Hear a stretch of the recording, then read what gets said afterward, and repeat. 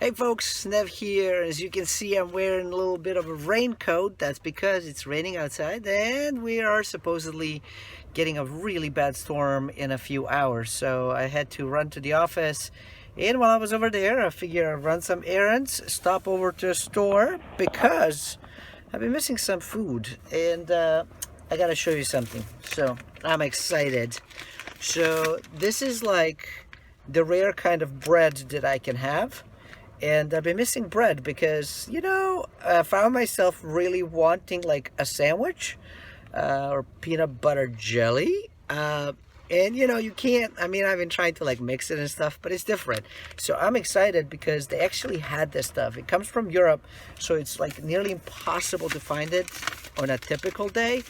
And with the coronavirus and everything else, sorry, I'm trying to put it back in a bag because it was nicely packed, and see, now I moved it and I created a mess, but I'm really excited to have found it. And so I got to do a couple of runs, still finish up some stuff, and then try to get home before I get like blown away and have to swim there. All right, so pulled out of the parking lot at the grocery store. Still excited about my bread, I won't lie. I also got some pretzels. And this weekend I was able to find some gluten-free beer. So there will be some celebrations happening this evening.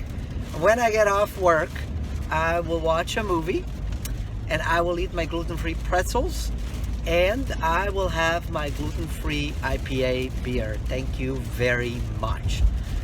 I just don't know. Hold on, wait a minute. When am I gonna have my sandwich? Maybe I'll have my sandwich first, and then I'll have pretzels with beer and a movie. So there you go. Thankfully, movie comes dairy-free, gluten-free, sometimes guilt-free. If I have a lot to do, perhaps it's not guilt-free. But typically I'm good about taking care of business first and then playing. But not always, I won't lie. There are times where I know I have 10,000 things I have to do, and I can't get myself to do it. And then I try to psychoanalyze myself as to like why I do that. And I don't know if you have ever done that. So now you're thinking like, great, I am hanging out and watching a video by a crazy guy. So potentially, I like to call it eccentric. Thank you very much. So, and I'm okay with that. I used to be creeped out by that, and now I'm cool. Like, I wear it like a pride badge, let me tell you. So anyways, running over to the bank to make some deposits, and then back home and getting some work done. But I spent the entire weekend really thinking through some of the business concepts of questioning of, am I doing the right things? What are the things that I should be doing but I'm not doing? What are the things that I'm doing but I shouldn't be doing? So I've been doing a lot of thinking, and I don't know that I have like brilliant thoughts, but I have been doing a lot of thinking, and a lot of it has led me down to a path to say that perhaps I haven't been as aggressive in the past as I could have been. What I have found happens is that when you have a little bit of a success, whatever that success may mean for you, because I think it's different for every person, we sometimes start playing more on the defense as opposed to the offense. And so that's kind of where my thoughts were, that perhaps I have been playing defense a bit too much, and it's time to get into the offense. And I think that my defensive play when things were booming, potentially could have hurt me. I don't know. We'll never know, right? Because I don't live in, well, maybe we do live in parallel universe, quantum physics, thank you. But maybe we don't, and so I'm never gonna know. But I think that times where everybody's aggressive, being a bit less aggressive is beneficial, and then times where everybody starts pulling back to turn more aggressive makes sense. That's just at least a theory that I am going to attempt to run and see if I am successful at kind of achieving my goals and objectives. So if my theory is right, that you can improve drastically your performance by being aggressive when everybody is defensive, right? Playing the offense when everybody's playing defense, and sort of doing the opposite. I think that there's some merit to that. I didn't come up with it. I'm not that smart, y'all. Sometimes, I may sound it. Sometimes I don't. I definitely don't. But this is, just taking the premise from previous investors, from history of kind of what folks were doing.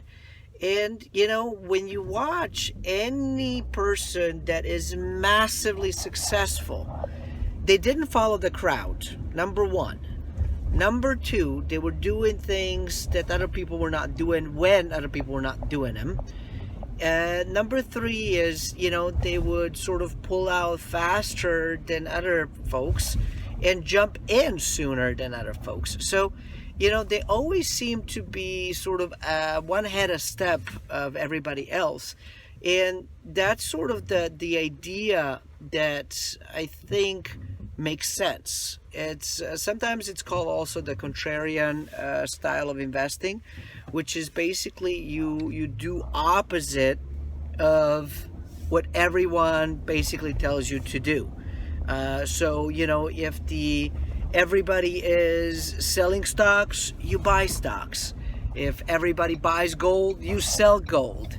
If everybody goes to school, you don't, right? And you can't always do all of those things, right? Because some of the stuff is like stipulated by law. So, you can't do that stuff. And sometimes things are, not necessarily well suited. Like if we were to take a contrarian way to, I don't know, like planting food, probably won't work because, you can't plant something when it's not the season, unless you have like indoor, services, that kind of stuff that can help you.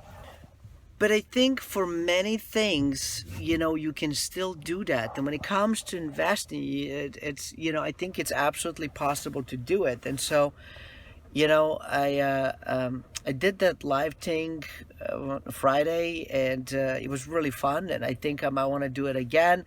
But, it was something that was really cool was, that I shared with a couple of folks that were on it, is some of the stuff that I have learned by watching what the masses are doing and found like really great things by watching what people were doing and finding niches. And so that's the part that, really want to kind of impart on you as well, and myself, so that, when I watch these videos, I can remind myself of, taking action even when things are scary, even when it doesn't seem to want to make sense, but it does make sense long term. Think through what are some of the things that you wish you had done 10 years ago, and, can you do it now so that 10 years from now you can go, look back to this time and say, holy crap, like that was a good move.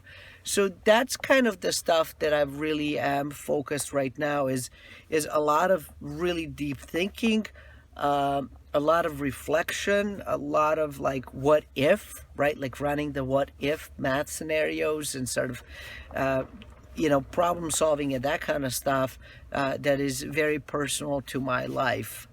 So that's sort of something that I wanted to come in with and, hopefully inspire you.